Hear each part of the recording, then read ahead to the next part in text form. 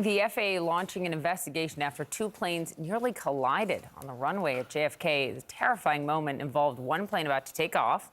Another plane crossed right in front of it. Air traffic controllers quickly alerted the pilots, who slammed on the brakes with just 1,000 feet to spare. Our Pete Montine joins me now. I think about it all the time, especially at busy airports. How did it get this close? No doubt. Seconds to spare, Poppy. We'll lay this out for you. But the good news here is that this was avoided thanks to the quick thinking of that air traffic controller in the tower at JFK, and also the quick reaction by that Delta crew on board that 737. This is the animation from Flight Radar 24, and you can see the Delta flight there was about to take off on runway 4 left there at JFK when an American Airlines 777 crossed right in front of it. I want you to listen now to the urgency by the air traffic controller in the tower, warning the crew of that Delta flight to slam on the brakes and stop to make sure they don't hit that other plane taxiing across the runway. Delta 1943, cancel takeoff clearance. Delta 1943, cancel takeoff clearance. Rejecting. Now, the FAA says about 1,000 feet of separation between these two planes in the end. Sounds like a lot to a layman. About 1,000 feet is about 3 football fields, but pretty close in aviation terms when you think about this, Poppy. This is known as a runway incursion. These happen all the time, according to the FAA, 1,600 of them in 2022, typically not as dramatic as this one, although the consequences are written in blood. The Tenerife disaster back in 1977, 2 747s hit each other on the runway, 500 people killed, the single worst airplane crash in commercial aviation history, Poppy. That pilot, that Delta pilot, calm.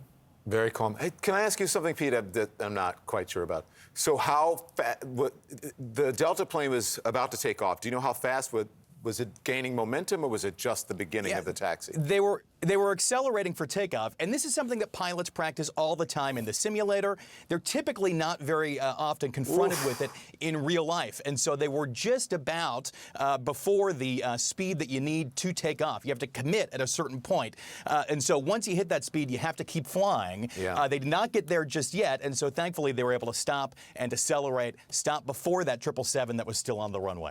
Let's discuss with former Department of Transportation Inspector General Mary Schiavo. Wow, Mary, first of all, what is your reaction to this? Well, it's not my reaction. What happened here falls into the most serious category of runway incursions. The FAA, Federal Aviation Administration, divides them up through seriousness of A, B, C, and D, and this is the top. This is the most serious. There are about 20 of these most serious categories, A and B, every year. But the more disturbing statistic is that runway incursions, in other words, 2 planes on a runway or taxiway when they aren't supposed to intersect, have the risk of intersecting, had been up 92% from 2011 until 2018. So this is a huge issue with the government, with the FAA, and with my old office, the Office of Inspector General, because this is one statistic that's on the rise, and it's not a statistic you want to see rise. It's a problem. No.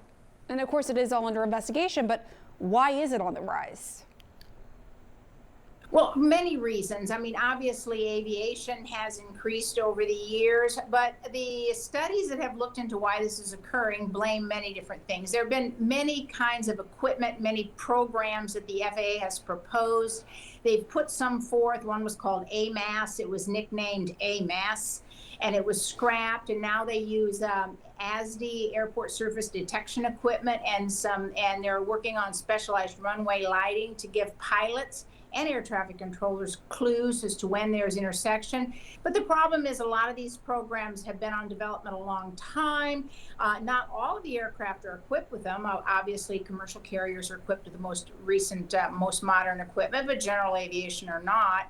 And the most alarming statistic is that most runway incursions, about 60%, occur at towered airports, airports with a tower. You'd think they would happen non-towered airports. So there are many reasons, but this is a problem that's been on the radar screen, to use a bad pun, of the FAA for many years, and a statistic that they're worried about trying to bring down. This was the most serious category of all. It's really alarming. Mary Schiavo, thank you.